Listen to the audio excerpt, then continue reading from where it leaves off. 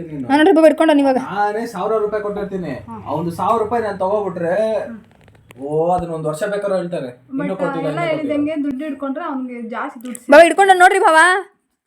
ಸುಳ್ಳದು ಅದು.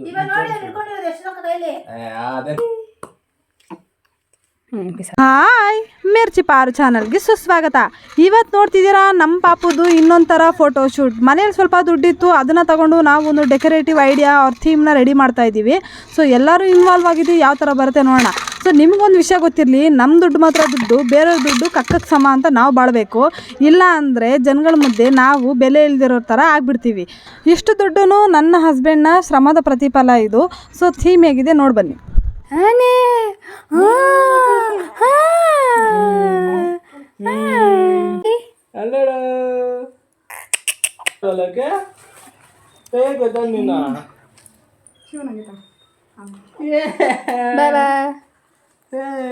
ಲಕ್ಕಿ ನಿಮಗೆ ಒಂದು ಚಾಲೆಂಜ್ ಕೊಡೋಣ ಅಂತ ಅನ್ಕೊಂಡಿದ್ದೀನಿ. ನಾವು ಎಷ್ಟು ಅಟೆಂಪ್ಟ್ ಲಕ್ಕಿ ಮೇಲೆ ಅಮೌಂಟ್ನ ಹಾಕ್ತೀವಿ ಅಂತ ಕಮೆಂಟ್ ಮಾಡಿ ನೋಡೋಣ. ಯಾರು ಕರೆಕ್ಟಾಗಿ ಗೆಸ್ ಮಾಡಿರ್ತಾರೋ ಅವ್ರ ಹೆಸರನ್ನ ನೆಕ್ಸ್ಟ್ ಬ್ಲಾಗಲ್ಲಿ ನಾನು ಹೇಳ್ತೀನಿ.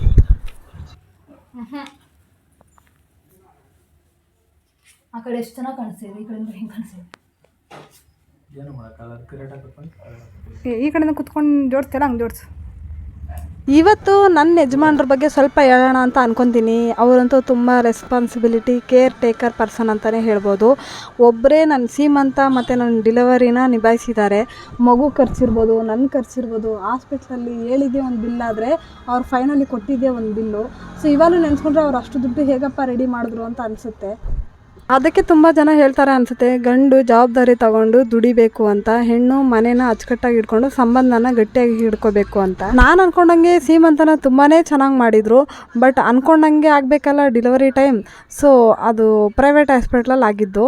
ಸೊ ಚೆಕಪ್ಗೆ ಹೋಗಿದ್ವಿ, ಬಟ್ ಡೆಲಿವರಿ ಮಾಡಲೇಬೇಕು ಅಂತ ಹೇಳಿದ್ರು. ಈ ಥರ ಟೈಮಲ್ಲಿ ಸಡನ್ ಡಿಸಿಷನ್ ತಗೊಂಡು ಬೇಗ ಅಮೌಂಟ್ ಕೂಡ ರೆಡಿ ಮಾಡಿ ನನ್ನ ಪಾಪಗೋಸ್ಕರ ತುಂಬಾ ಕಷ್ಟಪಟ್ಟರು. ಸೊ ಆ ದಿನ ನೆನೆಸ್ಕೊಂಡು ಇವಾಗಲೂ ಅವ್ರ ಮೇಲೆ ನನಗೆ ತುಂಬಾ ಗೌರವ ಇದೆ. ಶಿವು ಯಾವಾಗಲೂ ನನಗೆ ಒನ್ ಮ್ಯಾನ್ ಆರ್ಮಿಯಾಗೆ ಕಾಣಿಸ್ತಾರೆ. ನನ್ನ ತುಂಬಾ ಕೇರ್ ಮಾಡ್ತಾರೆ, ಪಾಪನ ತುಂಬಾ ಪ್ರೀತಿ ಮಾಡ್ತಾರೆ. ಇನ್ನೂವರೆಗೂ ನನಗೋಸ್ಕರ ಆಗಲಿ ಪಾಪಗೋಸ್ಕರ ಆಗಲಿ ಯಾವುದೇ ಥರ ಕಂಜೂಸ್ತನ ತೋರಿಸಿಲ್ಲ. ಬಟ್ ನಾನೇ ಸ್ವಲ್ಪ ಕಂಜೂಸ್ ಅಂತ ಅನಿಸುತ್ತೆ ನನಗೆ. ನನ್ನ ಯಜಮಾನ್ರ ಈ ಒಳ್ಳೆತನನ ತುಂಬ ಜನ ದುರುಪಯೋಗ ಪಡಿಸ್ಕೊಂಡಿದ್ದಾರೆ. ಅವ್ರ ದುಡ್ಡಾದರೆ ಅವ್ರ ದುಡ್ಡು, ನನ್ನ ಶಿವು ದುಡ್ಡಾದರೆ ಅವ್ರ ದುಡ್ಡೇ ಅನ್ನೋ ಥರ ಆಡ್ತಾರೆ. ಸೊ ನಾನು ಅದನ್ನೇ ಹೇಳೋಕ್ಕೆ ಇಷ್ಟಪಡ್ತೀನಿ, ಯಾವಾಗ್ಲೂ ಕಂಡೋರ ದುಡ್ಡಿಗೆ ಆಸೆ ಪಡಬೇಡಿ, ಬೇರೆ ದುಡ್ಡನ್ನ ಕಕ್ಕ ಸಮ ಅಂತ ಅಂದ್ಕೊಳ್ಳಿ ಅಂತ. ಯಾಕಂದರೆ ನಿಮ್ಮ ದುಡ್ಡೇ ನಿಮ್ಗೆ ಆಗಲ್ಲ, ಇನ್ನು ಬೇರೆ ದುಡ್ಡು ಮೇಲೆ ಯಾಕೆ ಆಸೆ ಪಡ್ತೀರಾ? ಅದಕ್ಕೆ ನೀವು ಇನ್ನೂ ಅಲ್ಲೇ ಇದ್ದೀರಾ, ನಾವು ಇಷ್ಟು ಚೆನ್ನಾಗಿದ್ದೀವಿ ಅಂತ ಹೇಳೋಕ್ಕೆ ಇಷ್ಟಪಡ್ತೀನಿ.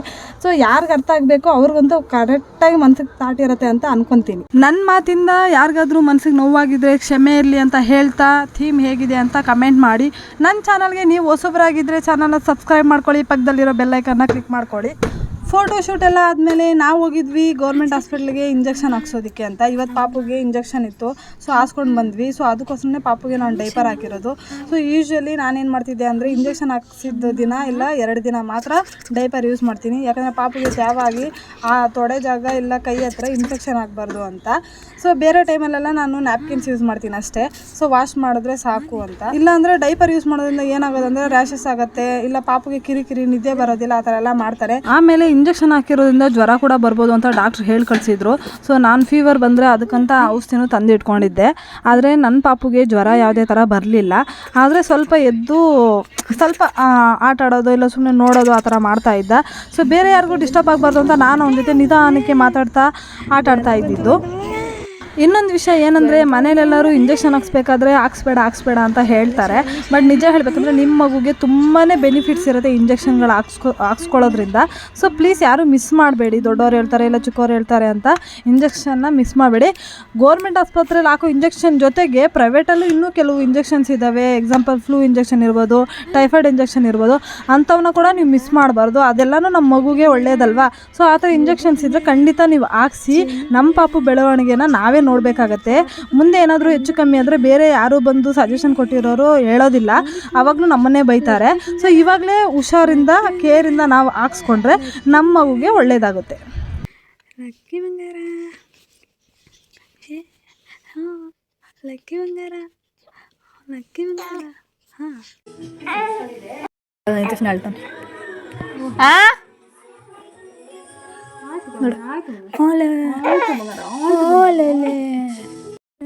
ಗೆಲ್ಲೋಣ ಬಾ ಕೋಟಿಗೊಬ್ಬ ಗೆಲ್ಲೋನು ಕೋಟಿಗೊಬ್ಬ ಈ ಜಿಂದಗಿ ಗೇಮು ಕಣು ಗೆಲ್ಲೋನಪ್ಪ ಜನ ಜನ ಜನ ಕಾಂಚನ. ಪಾಪುನ ಚೆನ್ನಾಗಿ ಆಟ ಆಡಿಸ್ದೆ, ಸ್ವಲ್ಪ ಹೊತ್ತು ತೂಗಾಡಿಸ್ದೆ, ಕೆಲವೊಮ್ಮೆ ಅವ್ರ ಜೊತೆ ಇವ್ರ ಜೊತೆ ಮಾತಾಡಿಸ್ದೆ. ಆದರೂ ನನ್ನ ಮಗ ಮಲಗ್ತಾ ಇದ್ದಿಲ್ಲ.